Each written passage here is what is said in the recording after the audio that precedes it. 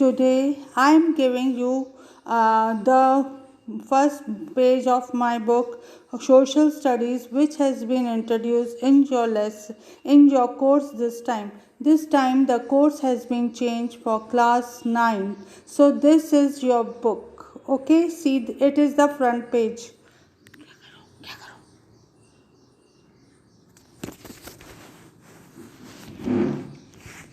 And this is your index, and this book will be done in this year. Okay, so when you are going to purchase it, see the first page and index.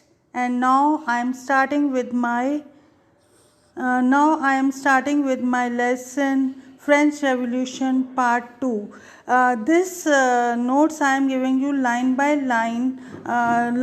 line explanation, so that you may get easily understand it and may answer the questions properly. This part of French Revolution is very important in your course. So I am giving I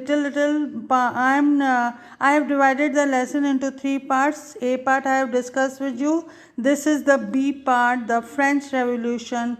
Now let us begin with the topic establishment of constitutional monarchy in France. So students, please be attentive and listen to my listen to my lecture carefully and see my video twice. Okay, is it clear to you? Now let us begin with the lesson. My first topic of today's discussion is establishment of constitutional monarchy in France. So let us begin. Now National Assembly completed the draft of the Constitution in 1791. जो national assembly form हुई थी after being murdered the king and all, a new national assembly was formed and it has drafted the constitution in the year 1791. Listen children, मैं आपको एक एक line का explanation दे रही हूँ in the simple language so that you can understand this topic very carefully, and this topic is very important from the examination point of view. First main object क्या था? Was to limit the power of the king. Second point क्या था? Power of the king. Beside this, the government has 3 organs, that is the legislature, executive and the judiciary. ये जो form of government है अभी भी अपने मतलब government के setup में है. पहले टाइम में only the king was the head and he use to enjoy the most powers, but king को तो उन्होंने हटा दिया था. अब उन्होंने एक कॉन्स्टिट्यूशन फ्रेम करा था इन 1791 और उसके अंदर उनका मेन ऑब्जेक्टिव क्या था? To limit the power of the king. Is it clear everybody? And now beside this, they have limited the power of the king. They have divided the government into 3 organs, that is legislative, executive and judiciary. Right of the citizens were mentioned, such as right to live, freedom of speech, freedom of thought, equality before law. Now it has become the duty of the state to protect each and every citizen right. अब rights दे दी गई थी citizens को और उन right में क्या था? Right to live, freedom of speech, freedom of thought, equality before law. Now it has been the duty of the state to protect each citizen right. अब ये स्टेट की ड्यूटी बन गई थी कि वो हर एक सिटीज़न की राइट को वो प्रोटेक्ट करेंगे. Is it clear everybody? Okay. Citizens were given the right to vote. पहली बार जो सिटीजन्स ऑफ कंट्री थे उनको राइट दी गई थी वोट करने के लिए, अपना रिप्रेजेंटेटिव को चूज़ करने के लिए. क्लियर? सिटीजन अब मतलब कौन से सिटीजन थे जिनको वोट की राइट थी? Citizen who were 25 years of age, citizen who paid the tax which were equal to 3 days of the labor wage, man and women were considered equal, पहली बार government ने मैन और women को equality दी थी। Is it clear? Okay, आप देखो मैं वापस से एक बार बताती हूँ। नेशनल असेंबली ने आपका कॉन्स्टिट्यूशन फ्रेम करा था इन 1791। उनका मेन ऑब्जेक्टिव था कि जो किंग की पावर है उसको लिमिट करें, और उसके अलावा गवर्नमेंट के 3 ऑर्गन्स थे, that is legislature, executive and judiciary. और सिटीजन्स को राइट मेंशन करी गई थी कॉन्स्टिट्यूशन में, such as right to live, freedom of speech, freedom of thought and equality before law. और इसके अलावा जो स्टेट गवर्नमेंट थी उसकी एक राइट, उसको मतलब एक पर्टिकुलर राइट दे दी थी कि वो हर एक सिटीज़न की राइट को प्रोटेक्ट करेगा। क्लियर? चलो भाई, जो सिटीज़न 25 ईयर्स ऑफ एज थे उनको मतलब राइट दी गई थी वोट करने की, और जो सिटीज़न टैक्स पे करते थे 3 दिन टैक्स पे करते थे, 3 days ऑफ लेबर वेजेस, उनको भी राइट थी। Man and women were considered equally. Okay, now second point is removal of monarchy from France. There was tense situation in France for many years. Though Louis XVI signed the constitution, but he moved into a secret treaty with the king of Persia. The other nations were also aware about the developments which were happening in France. अब क्या था, ये थोड़े time पहले की बात बता रहे हैं कि जब लुइस 16 को उन्होंने हटा दिया था और लुइस 16 ने लोगों की बात मान ली थी in order to be on the safe side, लेकिन वो बहुत कनिंग था। उसने क्या करा, पर्शिया के साथ उसने एक साइन ट्रीटी करी, और उसके अंदर वो, और उसके अलावा जो पूरे वर्ल्ड के लोग थे उनको मालूम पड़ रहा था कि क्या क्या हैपन हो रहा है कहाँ पे, फ्रांस के अंदर। हाँ, they prepared to send their armies. In 1792, war was declared against Persia and Austria. Thousands of people rushed to join the army. It was a war of the common people against the monarch and the other rulers of Europe. अब क्या हुआ, war declare हो गई। किसके against war declare हुई? Persia and Austria के against. और इसके अंदर बहुत सारे जो लोग थे कंट्री के, उन लोगों ने क्या करी, आर्मी को ज्वाइन करा।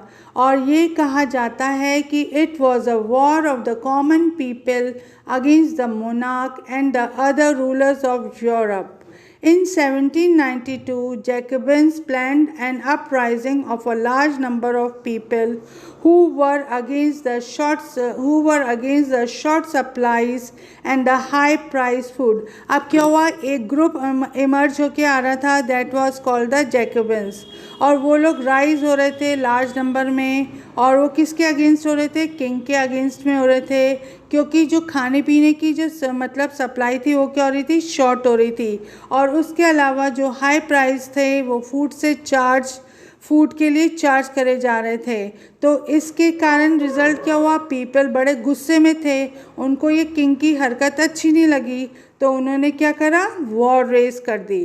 द पीपल, अब इस वॉर के अंदर क्या हुआ, the people one the battle and they demanded the imprison of the royal family. अब इस लड़ाई जो हुई उसके अंदर किंग को मर्डर कर दिया, और जो बाकी लोग बचे थे रॉयल फैमिली के, उनको क्या कर दिया, prison. New election was held. All men of 21 years of age, irrespective of their wealth, got the right to vote. आप कह रहे हैं कि ना इलेक्शन हुए, जो भी कोई 21 ईयर्स के पर्सन थे, irrespective of the wealth, got the right to vote. अब इन्होंने कोई कंडीशन नहीं लगाई, जो भी सिटीज़न था 21 साल का, he was given the right to vote. Newly elected assembly was called the convention. अब उन्होंने एक न्यू असेंबली फॉर्म करी, उसका नाम क्या रखा गया, कन्वेंशन। दे अबॉलिश मोनार्की। अब उस जो आपकी असेंबली फॉर्म हुई थी उन्होंने टोटली मोनार्की को अबॉलिश कर दिया। A government was form which was elected by the common people. अब जो मोनार्की हट गई थी, कॉमन पीपल की गवर्नमेंट सेटअप हो गई थी, तो वो जो गवर्नमेंट सेटअप हुई थी, it was elected from the common people. Is it clear to you my class?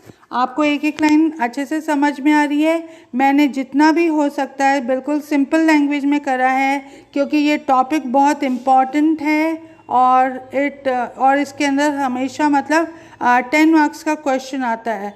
So I have explain to you till here line by line, and further I will be doing with the important topics like this only. Now we are moving to the third topic.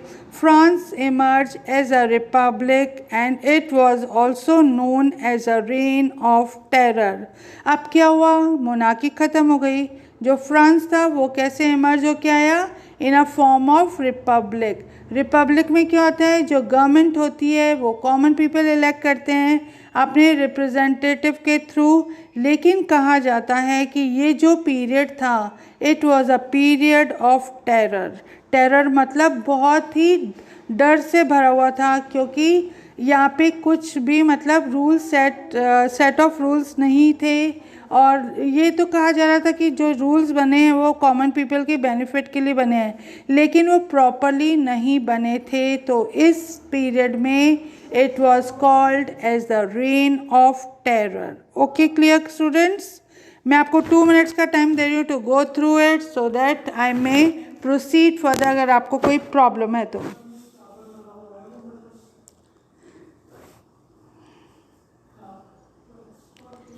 Yes, class. Should we proceed further? Robespierre became the leader of the Jacobin Club. He was elected as the head of the Republic government. अब जो Robespierre था, he became the leader of the Jacobin Club. He was elected as the head of the Republic government. He introduced many laws. अब ये जो leader था of Jacobin Club, he was elected as the head of the Republic government, और इसने बहुत सारे जो laws थे वो इंट्रोड्यूस करे थे। Maximum amount was fixed for wages. अब सबसे पहला इम्पोर्टेंट काम उसने ये करा था कि लोगों के लिए ना मतलब अमाउंट फिक्स कर दिया था कि उनको जो तनख्वाह मिलेगी वो ये मिलेगी, और जो उनका खाने पीने का सामान है the amount of the price will be fixed. Second है rationing of meat and bread.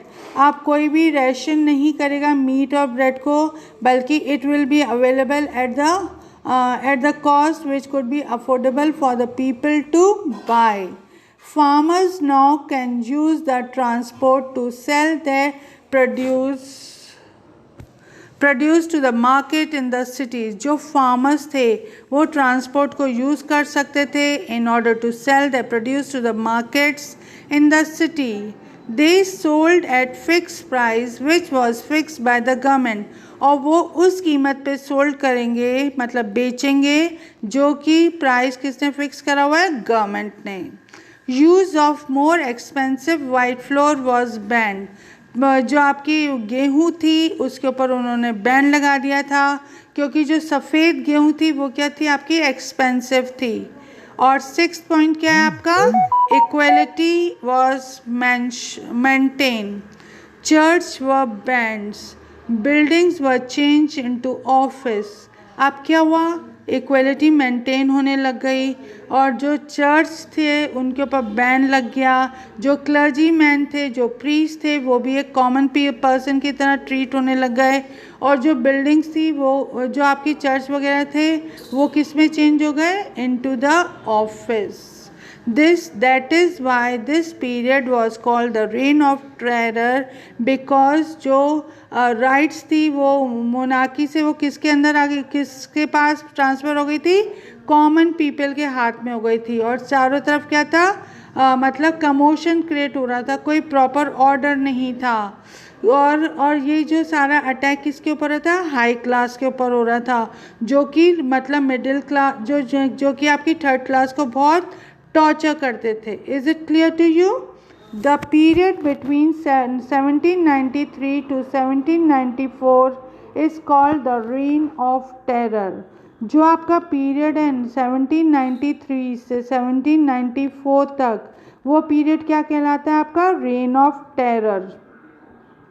अब इसके अंदर जो पॉलिसीज़ थी बहुत स्ट्रिक्ट थी। The people whom he think his enemies were killed. जो ये लीडर था उसको लग रहा था कि जो मुझको हटा सकते हैं, जो मेरी गवर्नमेंट का नुकसान कर सकते हैं, तो उसने क्या ऑर्डर पास कर दिया था कि उन लोगों को मार दिया जाए। और उनमें कौन कौन थे? For example nobles, priest, members of the other political parties and the people who did not support were killed। और जो मतलब हाई क्लास लोग थे और जो सपोर्ट नहीं कर रहे थे, जो अदर पॉलिटिकल पार्टी जो अपोज कर रहा था एंड ऑल, वो उनके अगेंस्ट क्या कर दिया उसने? उनको मरवाने का ऑर्डर पास कर दिया। इसीलिए इस रेंज को क्या कहा गया है? Reign of terror. Clear to you my class? Okay class, I am giving you 1 minute to go through this, the point, the reign of terror। Notes बहुत सिंपल हैं, आपको ईज़िली समझ में आ जाएंगे। You will be finding no difficulty in it. और अपने जो एसएसटी का सिलेबस वो बुक हैगी वो चेंज हो गई है, उसका मैंने आपको front page along with the index send कर दिया है ताकि आपको कोई कन्फ्यूजन ना हो सके, ना ही कोई आपको प्रॉब्लम हो सके। So my children, go through this reign of terror for in a minute so that we can move further.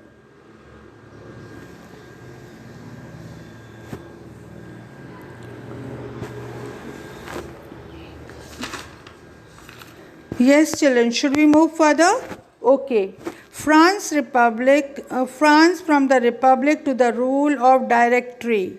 The result of this was Jacobin government fell. It gave a chance to the wealthier middle class to come into power। अब क्या था? लोग जिस Jacobin government से क्या थे? नाखुश थे, क्योंकि उसके जो ऑर्डर्स और जो रूल्स थे वो प्रॉपर नहीं थे। तो अब जो गवर्नमेंट की बागडोर कौन संभाल रहा है? Wealthier middle class came into power। A new constitution was made। It established 2 elected legislative council। They also did not rule properly। जैकबिन्स तो रूल प्रॉपरली कर ही नहीं रहे थे, लेकिन जो आपकी वेल्थियर क्लास थी, मिडिल क्लास, वो उन्होंने पावर ली हाथ में, लेकिन उनसे भी कंट्रोल नहीं हो पा रहा था। They were unable to rule it properly। The emergence of the military dictator Napoleon Bonaparte came into being। अब उसका रिज़ल्ट क्या हुआ? जो अब एक नेपोलियन बोनापार्ट था, लीडर था, वो आया और he was known all over, मतलब very strong being. He was a military person and he was known all over the world by military heading of military dictator। अब जो आपका 6th पॉइंट है, consequence of the French Revolution is very very important topic। Okay, चलो एक बार अपन करते हैं फिर से।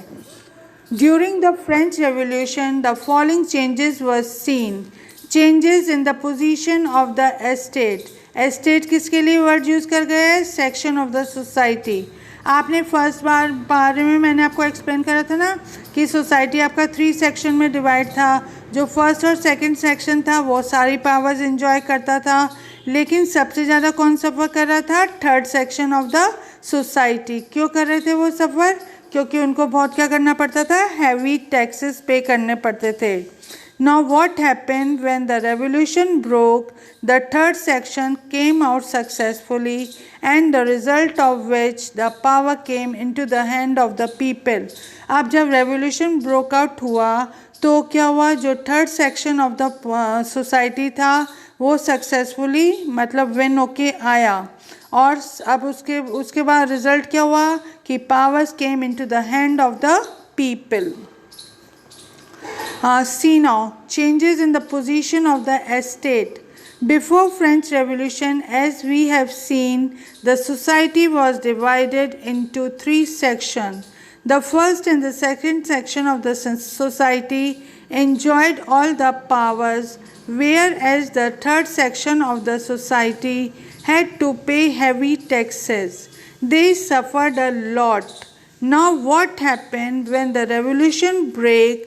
the third section of the society came out successfully, and the result of which power came in the hands of the people. Is it clear now? Okay. इसका second important point क्या है? Effect of the on the people of the world. जो ये revolution हुआ था उसका effect क्या पड़ा था पीपल के ऊपर, that we are going to see now. First point is, it had a great effect on the people.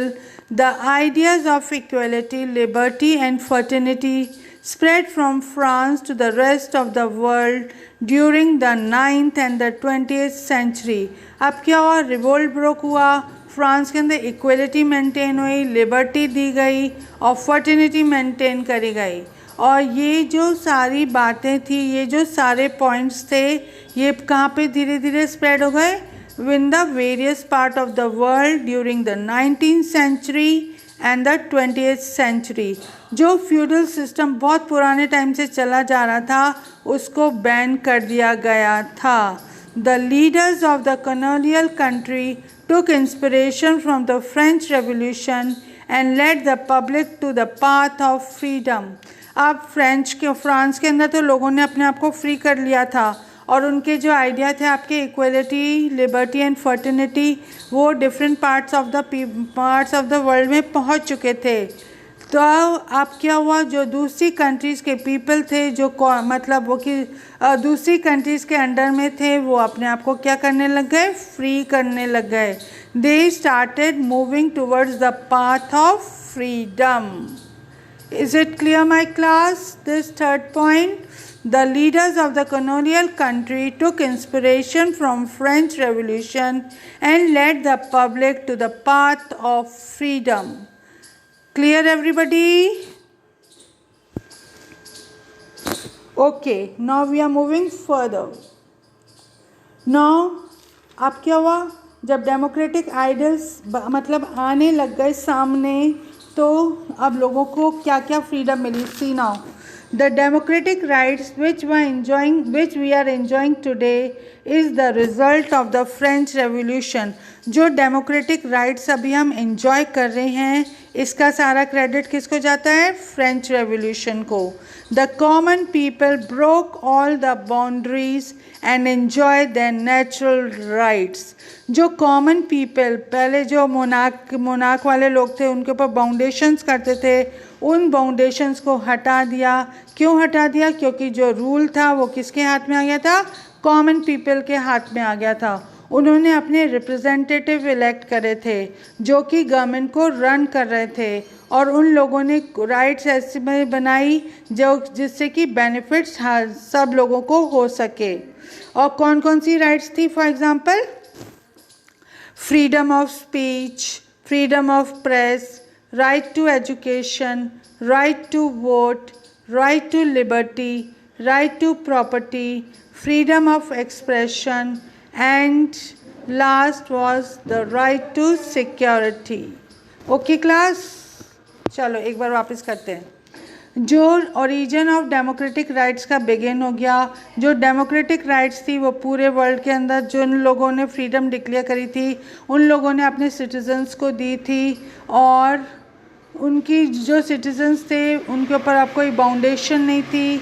They were enjoying the natural rights, और नेचुरल राइट्स के अंदर उनके पास क्या था? आपका freedom of speech, freedom of press, right to education, right to vote, right to liberty, right to property, freedom of expression, and last was right to security.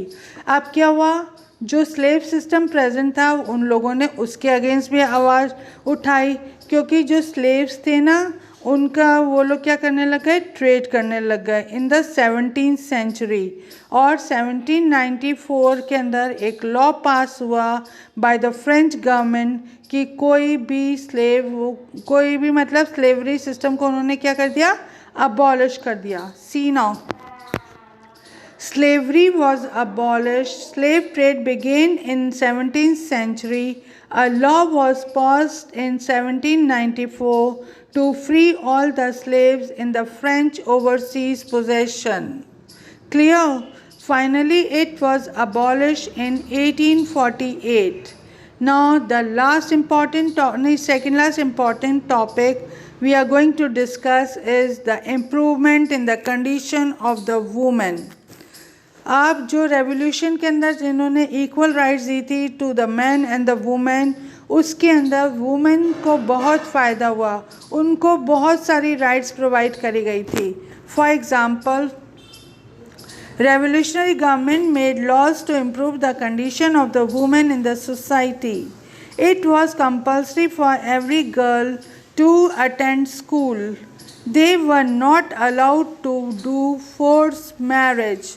Women can do professional training and could start their own business. They were given equal political rights.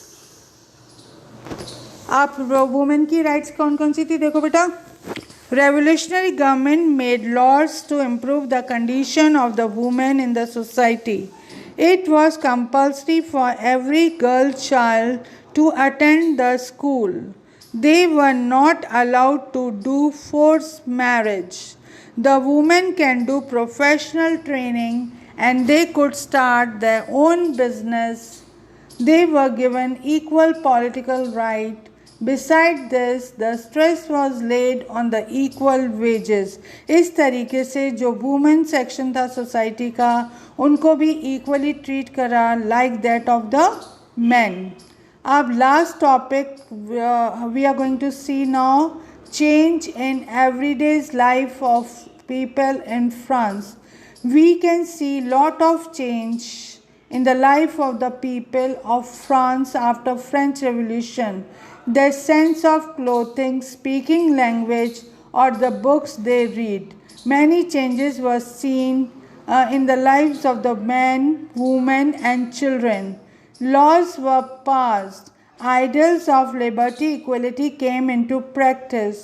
The events which took place in France was translated in books and translated and printed in books. Plays, songs, and festive procession attracted many people. People were now expressing their thoughts freely. So we can see that there was lot of changes seen after the French Revolution. Not only in the condition of the woman but also in the everyday of life of the people, the changes was seen. So this is the second part I have completed after the French Revolution. Hope you have understood. Now I am giving you the homework. Please see what all you have to write it down. Yes beta. Which democratic rights were given to the people of France after the French Revolution? देखो बेटा, अभी अपन ने करे ना origin of the democratic rights. ये देखो origin of the democratic right. The democratic rights which we are enjoying today is the result of the French Revolution. Common people broke all the boundaries and enjoyed their natural rights. और उनको 8 rights दी गई थी. कौन कौन सी थी वो 8 rights आपकी? Freedom of speech, freedom of press, right to education, right to vote, right to liberty, right to property, freedom of expression, and right to security. This all you have to write it in this answer. Is it clear, class? Okay. Now let us move to second question. What changes can one notice in everyday life of common people in France after the French Revolution? Yes बेटा, देखो ये वाला answer. देखो, changes in everyday life of people in France. A lot of changes was seen in the clothing, speaking language, or the books they read. Many changes were seen in the lives of the men and the women. Laws were passed. Ideals of liberty, equality came into practice. The events which took place in France was translated and printed in the books. Plays, song, and festive procession attracted many people. People were now expressing their thoughts freely. Is it clear to you? Okay, now let us move to the second question. Why was the period between 1793 to 1794 is called the Reign of Terror in France? Okay class, इसका answer देखो बेटा यहाँ पे है.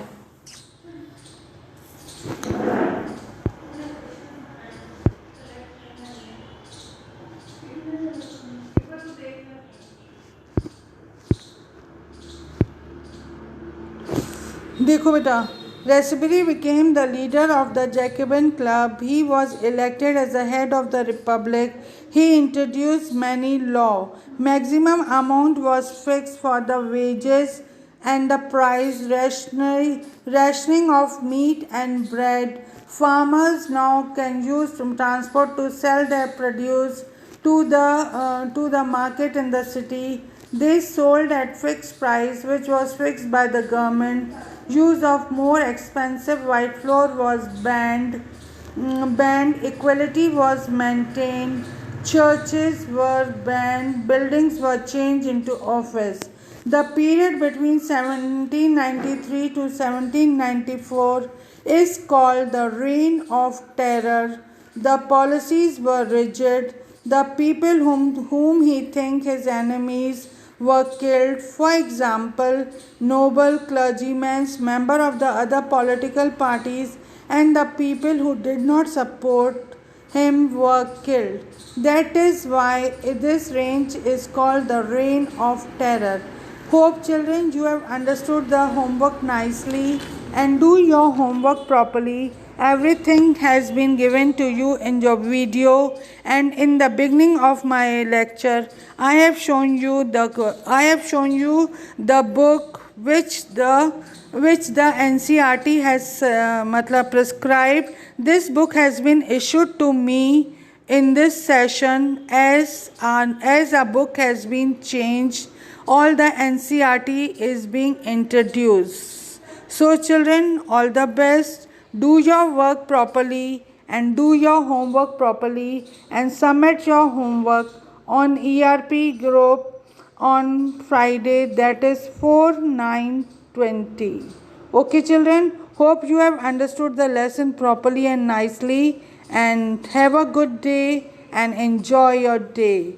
And if you have any difficulty, you can go through this video not once, twice or thrice. You can understand each and everything nicely. I have explained each and everything nicely through my PDF, so that you can understood the topic nicely, as it is very important topic of your course. Okay children, have a nice day and do your homework nicely, and if you have any difficulty you can go through this video, and I hope that you will not find any difficulty now. Okay, bye, have a nice day.